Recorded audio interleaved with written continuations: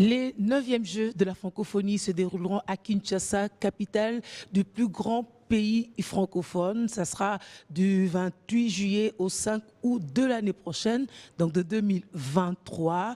Et donc, le compte à rebours a déjà été lancé. Plus de 3500 athlètes de différentes disciplines seront à Kinshasa. Un seul dénominateur commun, c'est qu'ils sont francophones. Où en sommes-nous? Tiendrons-nous le défi ou pas? Nous allons en parler. Bienvenue dans ce dossier de la rédaction. Alain Boma, bienvenue. Merci Julie Sefou. Pour en parler, nous recevons M. Isidore Kwanja Ngembo. Il est directeur national des 9e Jeux de la francophonie. Bienvenue, monsieur le directeur. D'abord, ça fait une année que vous êtes aux commandes justement de l'organisation des 9e Jeux de la francophonie, un challenge. On ne vous donnait pas forcément des chances de pouvoir tenir, mais vous, depuis le début et jusqu'à présent, vous tenez mordicus à dire qu'on le fera, n'est-ce pas? On devrait commencer par le bilan. On en est où aujourd'hui d'abord? D'abord, je vais vous dire que je suis très heureux d'avoir réalisé une année depuis que j'ai été nommé par son Excellence, Monsieur le Président de la République, Félix Antoine Tshisekedi Tshilombo. J'ai fait la remise-reprise le 8 novembre, donc 2021. Le 8 novembre 2022, j'ai totalisé exactement une année. En fait, quand je suis arrivé, c'est vrai, la situation était critique. La situation était critique parce que tous les entrepreneurs avaient pratiquement arrêté de travailler. L'équipe précédente n'avait pratiquement pas de budget.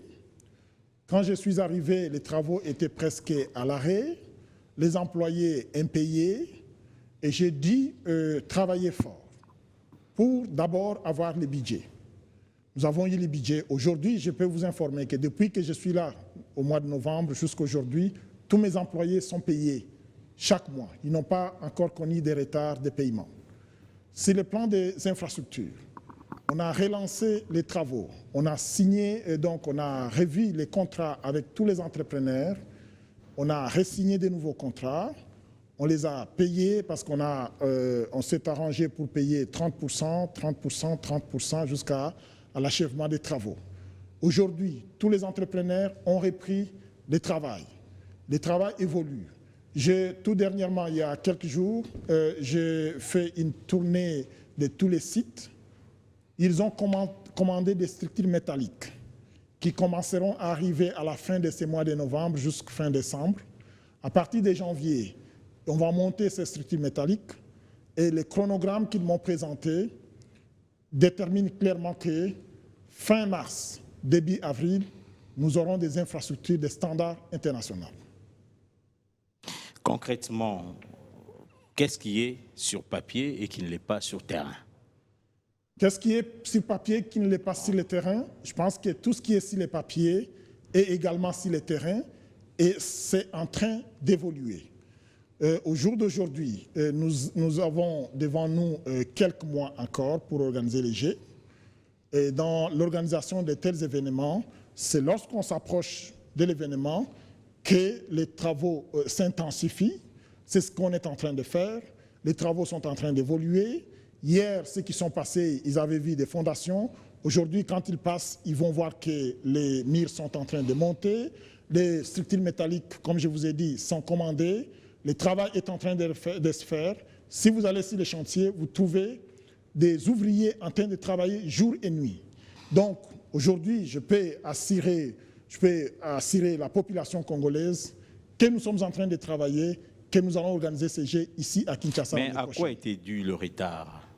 Les retards, je ne saurais pas vous dire exactement c'était dû à quoi, mais c'était dû en partie du fait qu'on a estimé que les contrats qui étaient signés avant peut-être n'avaient pas respecté les normes. C'est ainsi que, vous vous rappellerez, le Premier ministre avait mis en place des commissions, une commission sur les infrastructures, une autre commission sur la gouvernance. Et ces deux commissions ont fait les rapports au gouvernement qui a levé les options de revisiter tous les contrats. C'est ce qui a fait qu'il y a eu ce temps mort-là. On a revisité les contrats, on a signé les contrats avec les mêmes entrepreneurs en se basant maintenant sur des situations réelles. Et on a commencé à payer et les entreprises sont en train de travailler en ce moment-ci. Si vous allez dans tous les sites, vous trouverez les ouvriers en train de travailler jour et nuit. Donc ce n'était pas sur recommandation, cette idée des commissions à mettre en place, mais c'était, on est parti d'un constat réel et maintenant on est sûr d'avoir changé la donne. On est parti d'un constat qui était que on avait estimé qu'il fallait respecter des normes dans la signature des contrats en respectant toutes les procédures qui sont établies. Cela n'avait pas été fait, raison pour laquelle, à un moment donné, il n'y a pas eu des investissements. Donc le gouvernement n'a pas débloqué de l'argent parce que les procédures n'étaient pas respectées. Et on a demandé à ce qu'on puisse revoir tous les contrats. Et tous les contrats ont été revus. Moi, quand je suis arrivé, on a revu tous les contrats. On a re-signé de nouveaux contrats avec les mêmes entrepreneurs qui ont été payés cette fois-là et qui ont repris le travail. Et donc aujourd'hui, il n'y a plus de tergiversation. Vous êtes sûr et confiant à dire aux Congolais, mais aussi à tous les francophones, qu'on le fera. On va le faire en 2023.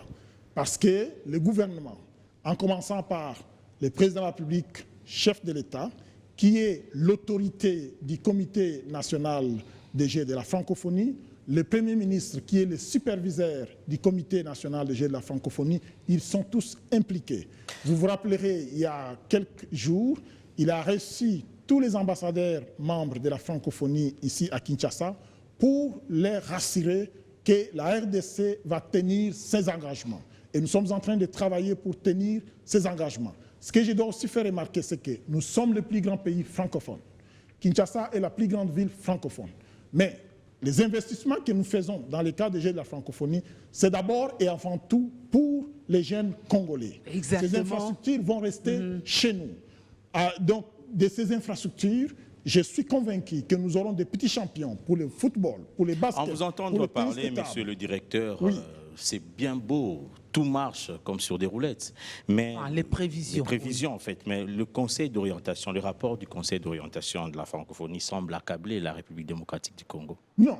Vous savez, dans l'organisation de tels événements, il y a toujours cette pression-là qui vient, que ce soit des entrepreneurs, que ce soit de l'organisation internationale, que ce soit même du gouvernement, vis-à-vis du Comité national des Jeux de la francophonie pour faire avancer les choses. C'est vrai, il y a eu un rapport, il y a eu une réunion d'abord, je veux dire, il y a eu une réunion parce que vous vous rappellerez du 5 octobre, du 9 octobre au 5 novembre, nous avons reçu une délégation de 30 experts de l'Organisation internationale de la francophonie qui sont venus ici pour nous accompagner, également pour faire le suivi des préparatifs des Jeux. À l'issue des travaux que nous avons eus avec tous ces experts, ils ont fait un rapport sur les choses qui avancent, ce qui avance à pas de tortue pour accélérer le processus. Et donc, il y a eu une réunion qui s'est tenue le 24 octobre du Conseil d'orientation du Comité international des Jeux de la francophonie. C'est un organe technique de l'Organisation internationale de la francophonie qui donne des avis techniques. Ces experts sont venus. Ils ont relevé un certain nombre de sujets qui devraient attirer l'attention des autorités congolaises.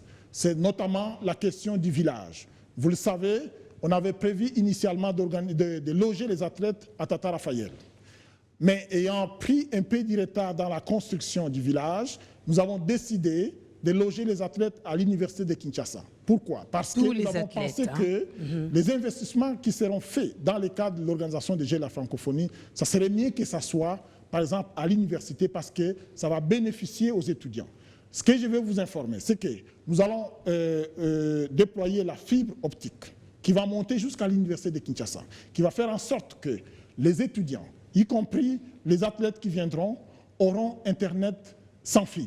Donc, c'est-à-dire que pendant que les étudiants seront dans leurs auditoires, ils pourront déjà bénéficier de cette fibre optique, de cette connectivité, et après le home, ils récupéreraient aussi. Ils pourront déjà bénéficier parce qu'on va déployer la fibre optique sur toute l'université, donc l'étendue de l'université. Ce qui va faire en sorte que les étudiants, les athlètes, tous ceux qui sont dans les alentours, les enseignants, tous, ils auront la possibilité. Et cet investissement, c'est de l'ordre d'1 million de dollars. Et ça, on va le faire, ça va rester pour l'université.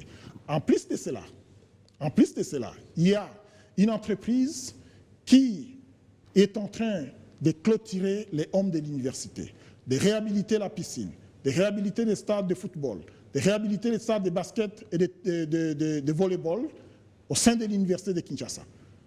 En train de réhabiliter aussi la varie au sein de l'université de Kinshasa. Tout ça, ce sont des investissements importants que notre université, notre première université, va bénéficier après les Jeux de la francophonie. Les Jeux de la francophonie, c'est 10 jours. Mais ces investissements qui sont faits, c'est pour les Congolais, c'est pour la jeunesse congolaise, y compris les stades, donc les gymnases que nous construisons. Vous savez, on a eu des grands athlètes qui ont joué au NBA. Donc il y a Mutombo Dikembe, il y a Didier Mbenga, il y a plusieurs autres, mais on n'avait pas un gymnase de basket. Aujourd'hui, après les Jeux de la francophonie, nous allons avoir 3 gymnases de standards internationaux. Avec ça, nous pouvons organiser encore une compétition africaine. On n'aura plus à construire une autre infrastructure.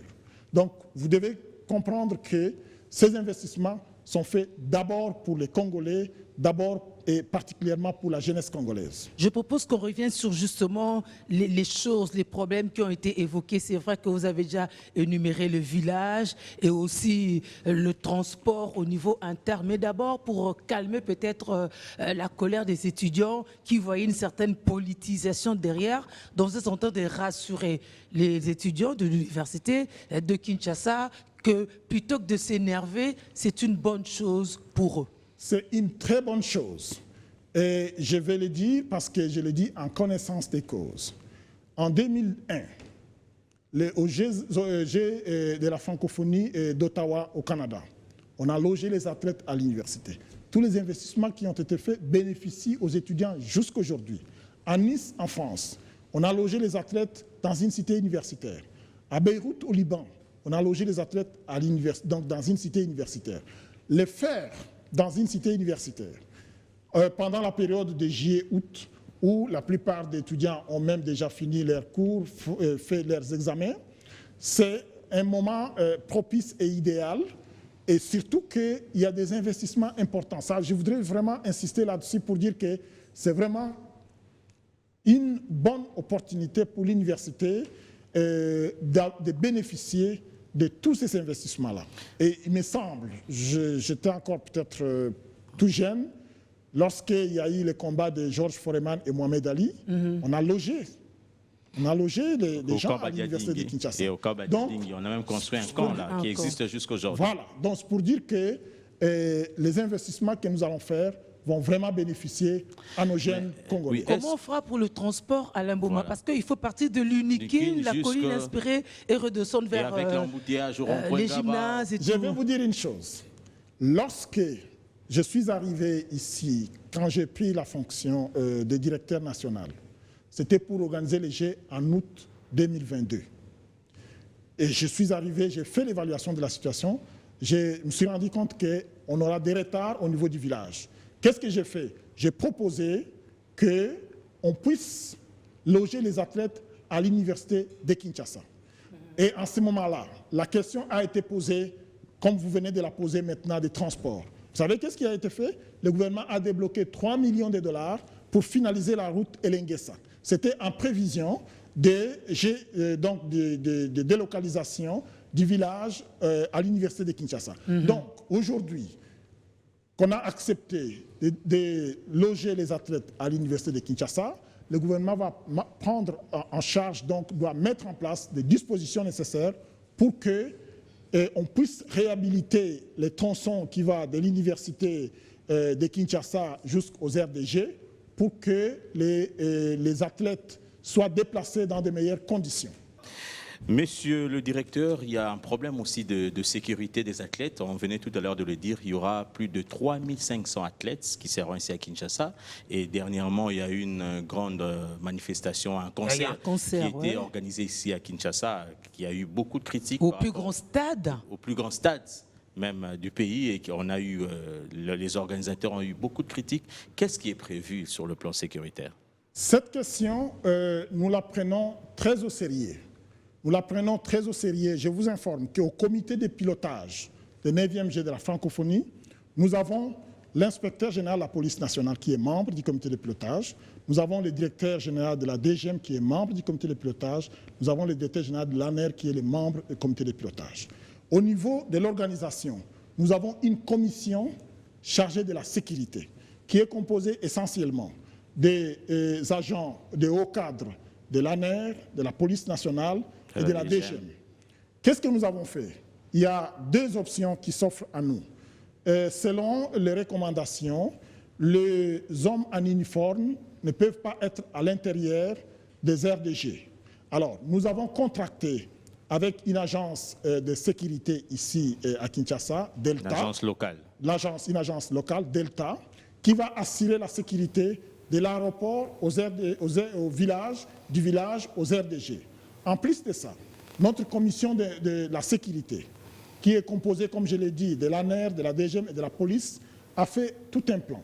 Et on va mobiliser 4500 policiers qui seront dédiés spécialement pour protéger les RDG, mais également protéger tous les sites d'hébergement, donc les hôtels qui vont accueillir les délégations officielles. Cette question-là, nous la prenons très au sérieux. Nous prenons toutes les dispositions nécessaires pour que les jeunes gens qui viendront ici, pour que leurs accompagnateurs, pour que tous ceux que nous allons inviter officiellement soient sécurisés, qui rentrent avec une bonne image. Les investissements que le gouvernement est en train de faire, c'est juste pour donner une bonne image de notre pays. Et cette question est capitale. Nous sommes en train de faire en sorte que les gens qui viendront soient sécurisés, qui rentrent avec une bonne image. Donc cette préoccupation nous concerne au plus haut point. Mais on rentre un peu au niveau des homes de l'Université de Kinshasa, où vous avez décidé de loger les athlètes. Oui. Mais les travaux avaient commencé bien avant que vous preniez la décision de loger. Mais est-ce que ces travaux ont été faits sur base de standards de l'OIF? Je vais d'abord dire une chose importante. Le président de la République avait promis aux étudiants de l'Université de Kinshasa de réhabiliter les hommes de l'Université de Kinshasa. Quand je suis arrivé, je suis allé moi-même visiter. J'ai trouvé les hommes remis à neuf. Remis vraiment à neuf, comme je l'ai dit. Ce n'était pas encore équipé. Il y avait des hommes qui restaient à réhabiliter. Et ça, nous l'avons fait selon nos normes nationales. Lorsque nous avons décidé de délocaliser les villages à l'Université de Kinshasa, et comme vous le savez, on doit toujours avoir l'approbation du Comité international des Jeux de la francophonie. Quand ils sont venus avec leurs experts, leurs architectes et les ingénieurs, ils nous ont fait des observations. Ils disent, voilà, si vous aviez construit les villages, vous devriez respecter nos normes. Comme c'est déjà des hommes qui sont construits, mais vous devez faire des réhabilitations pour les mettre aux normes. Par exemple, des questions qui touchent à la climatisation, cela n'avait pas été prévu dans notre planification de réhabilitation. J'imagine que le sanitaire là, aussi. Maintenant, ils ont exigé, par exemple, pour les sanitaires aussi, ça ne devrait pas être très loin des chambres et tout ça. Voilà. Donc, ce sont ces travaux-là qui sont en train d'être faits en ce moment-ci pour rendre ces hommes aux normes internationales. Et ça, ce sont les étudiants qui vont bénéficier au finish. Et même de la piscine olympique qui n'existait que de nom d'ailleurs. Ils sont même étonnés. Aujourd'hui, si vous allez, vous trouverez les ouvriers en train de travailler et ça sera un bon legs que les Jeux de la francophonie laisseront à l'Université de Kinshasa. Ça, c'est pour l'hébergement. On rentre sur les aires de jeu, n'est-ce pas? Ça va être où et après le jeu, ça servira à quoi? Voilà. Donc, pour les aires de jeu, il y a deux pôles importants. Il y a autour de Tata Raphaël, autour du stade des Martyrs. Autour du stade des Martyrs, nous sommes en train de construire un gymnase jumelé, c'est-à-dire que deux gymnases de basketball qui sont collés l'un à côté de l'autre. Il y a aussi un autre qu'on est en train de réhabiliter qui va être couvert. Donc nous allons avoir 3 infrastructures pour les baskets. On est en train de réhabiliter, vous savez, le stade de Martyrs n'avait pas suffisamment de sièges, c'était à peu près, je pense, 25 000, maintenant on va passer à 80 000. Si vous allez, c'est vraiment beau. On est en train de réhabiliter tout cela. Autour du stade des Martyrs, il y a cette piste-là d'athlétisme qu'on va réaménager. Juste à côté du stade des Martyrs, toujours, il y a également un gymnase, un terrain annexe qu'on est en train de construire en ce moment-ci pour l'athlétisme. Donc nous allons avoir autour des des Martyrs le football, 3 gymnases pour le basket, un gymnase pour l'athlétisme, puis à l'intérieur, on va réaménager la piste et aussi les sièges pour les supporters et autres, parce que la cérémonie d'ouverture va avoir lieu au stade des Martyrs. Maintenant, si nous allons au stade Tata Raphaël, là aussi, on est en train de réhabiliter les stades mythiques de Tata Raphaël. Autour de Tata Raphaël, on est en train de construire un gymnase pour le tennis de table, un gymnase pour les judo, un gymnase pour la lutte africaine et la lutte libre. Donc, c'est autour de ces 2 stades qu'il y aura des activités liées au jeu de la francophonie. Mais le jeu de la francophonie, ce n'est pas seulement le sport, c'est aussi la culture. Voilà. Et pour la culture, là, nous n'avons pas beaucoup de problèmes parce que nous allons réquisitionner le Palais du Peuple, le musée national qui est juste à côté. Nous avons aussi l'Académie des Beaux-Arts. Il y a donc le centre Wallonie-Bruxelles qui sera mis à disposition. Et il y a le centre français qui sera mis également à disposition. Mais autour de l'échangeur délimité, c'est là qu'il va y avoir le village des partenaires. Le village des partenaires, c'est vraiment un endroit où il y aura de l'ambiance, de la musique, des gens vont aller. Donc pendant les Jeux, ça sera la fête à Kinshasa et ça va avoir lieu autour l'échangeur, qui est notre tour d'Eiffel à Kinshasa. Voilà. Les activités se dérouleront d'une manière simultanée. C'est cela. Donc, du 28 au 6 juillet. Donc, pendant qu'il y aura un match pendant qu'il y aura des matchs, Stade des il y aura aussi des Martyrs, activités voilà. au village sur des le partenaires. plan diffusion de toutes ces Images, activités. parce que justement, on fait focus, on fait zoom sur nous, mais comment on fait pour vendre ça? cette image-là. C'est pour ça que je suis ici. C'est pour ça que je suis ici. C'est pour ça que je vous demande, vous, les gens de médias, pour que vous puissiez nous aider à faire parler de cet événement. Ce n'est pas une affaire d'un individu. C'est une affaire de tout un pays.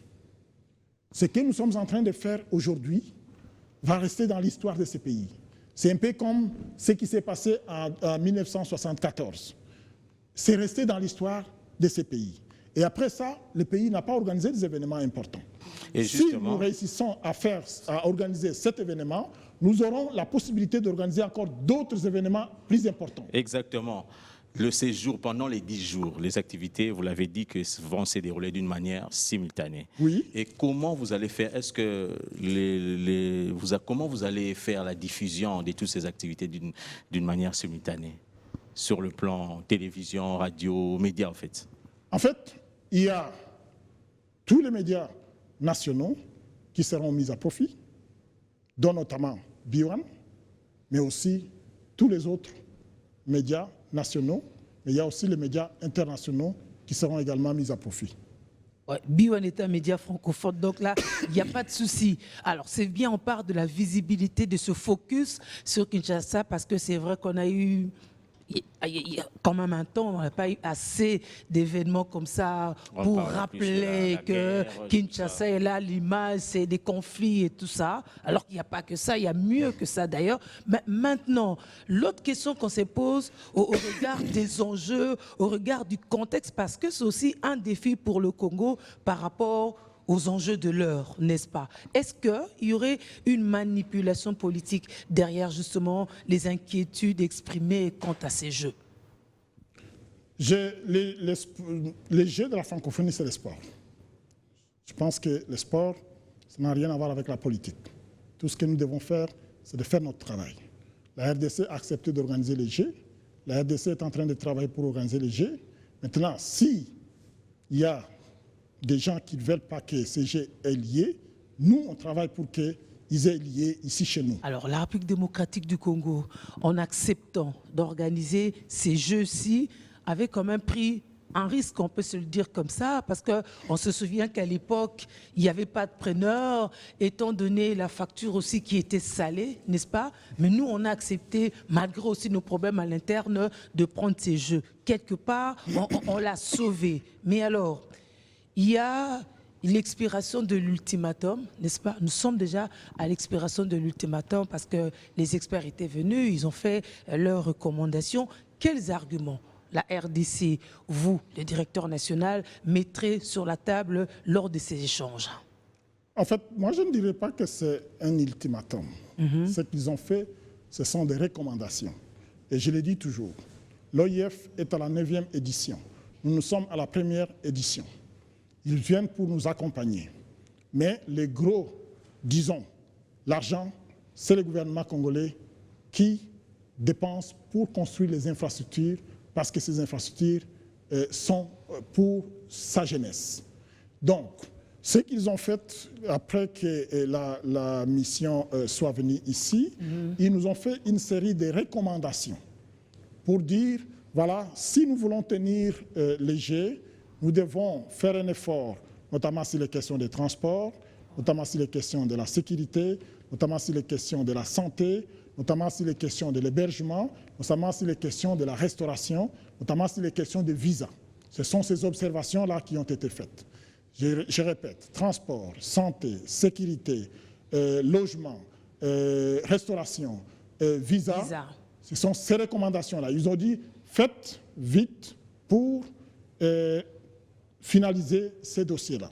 Mais ce travail-là, nous avons déjà commencé à le faire, notamment pour le visa. Je veux vous informer que nous avons trouvé une entente avec la Direction générale des migrations. Toutes les délégations qui viendront dans le cadre des Jeux de la francophonie, c'est nous, les CNJF, qui allons établir les visas. Ce que nous allons faire, c'est quoi? C'est que les comités internationaux nous envoient les listes des délégations qui arrivent. Nous demandons à la DGM de nous envoyer, si par exemple la délégation belge nous envoie la liste de 500 personnes, ben, nous allons demander à la DGM de nous envoyer 500 numéros qui représentent le visa. Et nous, sur base de leurs photos de passeport, photocopie de passeport, photos d'identité, nous allons remplir ces informations dans le système. Nous allons leur octroyer un visa volant. Pour leur permettre d'entrer sur le territoire. Donc, on a trouvé une solution. Pour la sécurité, comme je l'ai dit tantôt, pour la santé, l'avantage, ça va être quoi aussi? Ça va être que nous avons déjà lancé un appel d'offres pour l'achat de 16 ambulances. Parce que, selon les recommandations du CIGF, nous devons avoir une ambulance stationnée dans chaque aire de G. Et pour ça, nous allons acheter des ambulances qui seront stationnées dans tous les aires de G, parce qu'il s'agit du sport. Un athlète peut se blesser, se fracturer, tout ça. Il faudrait qu'il y ait une intervention rapidement. Et aussi, nous sommes en discussion avec certains centres médicaux de la place pour disponibiliser les pavillons, de telle sorte que s'il y a un problème qui nécessite une intervention, l'ambulance avec un médecin intervient rapidement et achemine dans un centre hospitalier pour une prise en charge appropriée. Donc, ces questions-là sont déjà en train d'être résolues. Hébergement. Donc, hébergement, je l'ai dit. Nous allons inviter des délégations qui viendront, les arbitres, les juges de touche et autres. Nous avons, en plus du village où nous allons loger uniquement les athlètes, mais nous avons réquisitionné également 11 hôtels de la ville où nous allons signer des contrats, nous allons commencer à faire des paiements 25%, 50%, 75%, avant léger 100%, pour qu'ils puissent disponibiliser à peu près 500 quelques chambres dont on a besoin pour toutes les personnes que nous allons inviter dans le cadre des Jeux de la francophonie. Donc nous sommes en train de travailler sur toutes ces questions. Je peux rassurer la population congolaise en particulier, mais aussi la population francophone, que la RDC est déterminée à organiser ces Jeux et nous sommes en train de répondre comme ça à toutes les préoccupations, y compris les recommandations qui ont été faites par les experts du CIGF. C'est vrai, je pense que vous faites allusion à un article que nombreux d'entre vous ont lu de Radio-Canada. C'est des médias. Mais cette information-là, ils ne sont pas à jour. Ils sont pas à jour. Les jeux ne sont pas compromis à ce jour. Il y a quelqu'un qui a certainement fuité l'information. C'était, moi quand j'ai lu l'article, quand je vois les recommandations qui ont été faites, 90% de cet article-là touche aux recommandations. Mais les recommandations disaient quoi? Les recommandations disaient que, comme je vous ai dit, santé, sécurité, hébergement, transport, restauration, visa, faites un effort rapidement et surtout, le village. Prenez les décisions rapidement pour réhabiliter, pour mettre à niveau l'université de Kinshasa, pour loger les athlètes. Et ça doit se faire avant les 15. C'est ça qu'ils ont dit. Et c'est ça que nous avons déjà fait. Nous avons transmis tout ce qu'ils ont demandé. On a demandé à tous les entrepreneurs de nous envoyer les chronogrammes d'exécution des travaux. Nous avons transmis cela. Au niveau de nos commissions, nous avons demandé à toutes les commissions de faire également leur chronogramme des tâches à exécuter. Nous avons tout ça envoyé. Nous avons également, sur toutes les questions qui touchent à la sécurité, parce que cette question a été soulevée à plusieurs reprises. Il me rappelle, lorsque le président de la République a reçu les ambassadeurs, ils ont soulevé cette question de la sécurité. Vous savez, avec tout ce qui se passe dans notre pays, c'est tout à fait normal que les gens soient inquiets sur ces questions-là. Mais nous prenons cette question-là justement très au sérieux. Et comme je vous ai dit, nous allons engager une agence privée, mais également, nous allons disponibiliser 4500 qui seront formés pour assurer la sécurité des athlètes et des invités qui viendront dans le cadre des Jeux de la francophonie. Donc, à ce stade, les Jeux ne sont pas compromis. Les Jeux ne sont pas compromis. Ils ne seront pas compromis. Si vous avez lu les rapports, les rapports du Conseil des ministres de vendredi dernier, le gouvernement a évoqué cela. Le ministre de l'intégration, qui est le président du comité de pilotage, a fait les rapports au Conseil des ministres pour informer le public congolais que nous sommes en train de travailler, que les Jeux auront bien lié ici chez nous à Kinshasa. Il s'agit du 18e sommet de la francophonie. Ah oui, le 18e. J'ai déjà dépêché ma commission de communication. Comme vous le savez, au sein de l'Organisation internationale de la francophonie, il y a des événements importants. C'est le sommet qui réunit les chefs d'État et de gouvernement et qui a lié chaque 2 ans. Et c'est les Jeux de la francophonie qui réunissent tous les pays membres de la francophonie et qui a lié tous les 4 ans. Et donc, il était tout à fait normal que lorsqu'on organise un des événements importants, que l'autre qui est en train de s'organiser soit là pour inviter les États, pour les rassurer, pour informer l'opinion publique que nous sommes en train de nous préparer sérieusement. Nous vous attendons l'année prochaine, ici à Kinshasa, la plus grande ville francophone du monde. Ça, c'est ce qu'on dit aux nations francophones, mais il y a aussi des mots d'accompagnement, d'encouragement aussi des francophones locaux, des Quinois, des Gomatraciens qui seront là pour accompagner, parce qu'il s'agit finalement d'abord d'un succès national. Justement, vous savez, qu'est-ce que le président de la République a fait? Il a voulu que cet événement soit un événement national. Alors, qu'est-ce que nous allons faire? Après les Jeux de la francophonie, vous avez vu et vous voyez que le gouvernement investit beaucoup d'argent pour la construction des infrastructures. Ces infrastructures-là ne seront pas des éléphants blancs après les Jeux. Qu'est-ce que nous allons faire? À l'initiative du président de la République, on va créer les Jeux de la RDC. Et les Jeux de la RDC auront pour objectif de renforcer la cohésion nationale, l'unité du pays. Vous savez, notre pays souffre de cette question-là. Il y a des gens qui veulent absolument les diviser, mais à travers cette activité-là, à travers les Jeux de la RDC, nous allons utiliser ces infrastructures, nous allons exploiter ces infrastructures, nous allons entretenir ces infrastructures pour permettre à ce que les jeunes Congolais de toutes les provinces, les 26 provinces du pays, puissent avoir l'opportunité non seulement de découvrir une autre province, mais aussi de découvrir la capitale. Donc il y aura des compétitions qui vont se faire entre les provinces et les finales se tiendront ici à Kinshasa. Et tous ces athlètes seront logés à Tata Raphaël. Je vous informe que même si nous avons décidé de loger les athlètes à l'université de Kinshasa, mais le village qui était initialement prévu pour être construit à Tata Raphaël sera construit. Lui, il recevra les vrais villageois. Il est en train d'être construit en ce moment-ci. Il sera là, mais peut-être qu'il ne sera pas prêt avant les Jeux. C'est pour ça que nous sommes allés à l'université. Mais il sera quand même prêt. Et quand il sera prêt, il va justement servir pour ces grands projets-là, pour la RDC. OK. Ça sera un vrai village qui recevra Ça sera d'éventuels un vrai villageois. village. Voilà. Nous avions eu beaucoup d'échanges, notamment avec nos deux ambassadeurs des Jeux de la francophonie. Vous connaissez Didier Mbenga, qui était 2 fois champion du NBA. Nous avons Claude Makelele, qui est un international qui a joué dans plusieurs équipes européennes.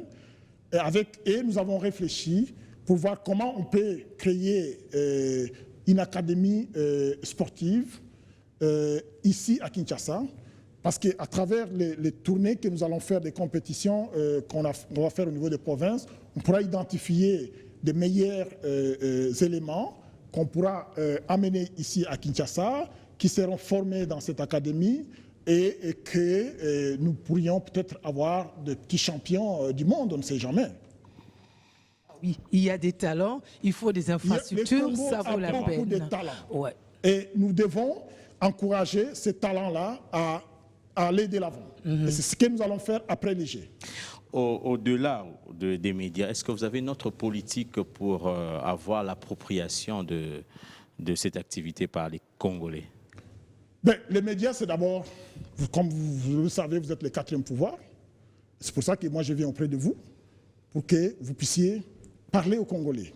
Dire aux Congolais que cet événement ici, il est important pour notre pays. Pourquoi? Parce que, comme je l'ai dit, ainsi les plans des infrastructures, mais deux aussi sur le plan de la visibilité de notre pays. Les gens qui connaissent le pays, ils le connaissent, un pays en guerre, un pays de ceci, un pays de cela, mais comme on a dit, le Congo a beaucoup de talents. Ces talents-là, il faut les faire montrer aux autres. Avec cet événement, nous allons booster le tourisme dans notre pays. Nous avons beaucoup de choses à montrer au monde. Moi, j'ai été émerveillé quand je suis allé visiter les bonobos. Ma fille m'a dit, je vais aller voir les bonobos. Je suis arrivé et quand on me donnait l'explication, on dit que c'est l'espèce animale le plus proche de l'homme. Et il ne se trouve nulle part ailleurs qu'au Congo. Ce sont des choses qu'il faut montrer au monde.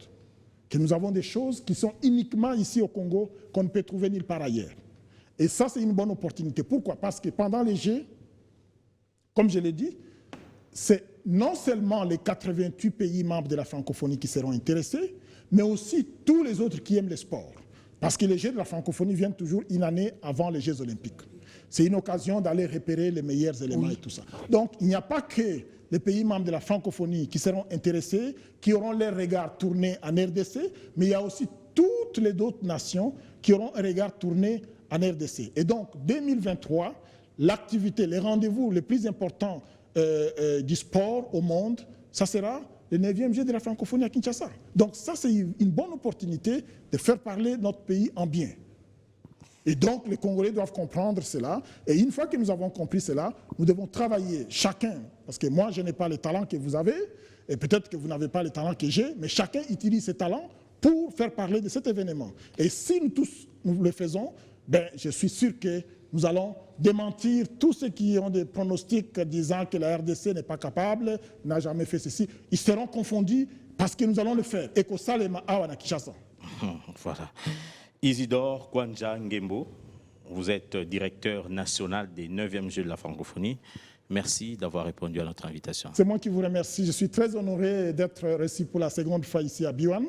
Ce n'est pas la dernière. Hein? J'espère que ce n'est pas la dernière. Je serai toujours là lorsque vous aurez besoin de moi ou lorsque moi j'aurai besoin de faire passer un message. Je viendrai encore vers vous. La porte est grandement ouverte. Je vous remercie d'avance. On souhaite un franc succès à ce 9e jeu de la francophonie. C'est bien pour nos infrastructures, pour nos talents, mais aussi pour notre visibilité. Ça vaut la peine. Alors, merci à vous, mesdames, messieurs. Le directeur national l'a rappelé, cette rencontre autour de 9e jeu de la francophonie n'est pas l'apanage que des sportifs ou encore des culturels et par ricochet de ceux qui sont intéressés par le tourisme, mais c'est d'abord une affaire nationale parce qu'il y aura des coups de projecteur sur la RDC. Ça devait être l'occasion de faire valoir tout ce dont nous sommes capables. C'est important pour que ceux qui viendront de ces 88 pays rentrent chez eux avec une autre image, un autre langage, n'est-ce pas? Merci à vous de continuer à faire le reste parce que vous êtes patriotes, vous êtes dans cette mobilisation.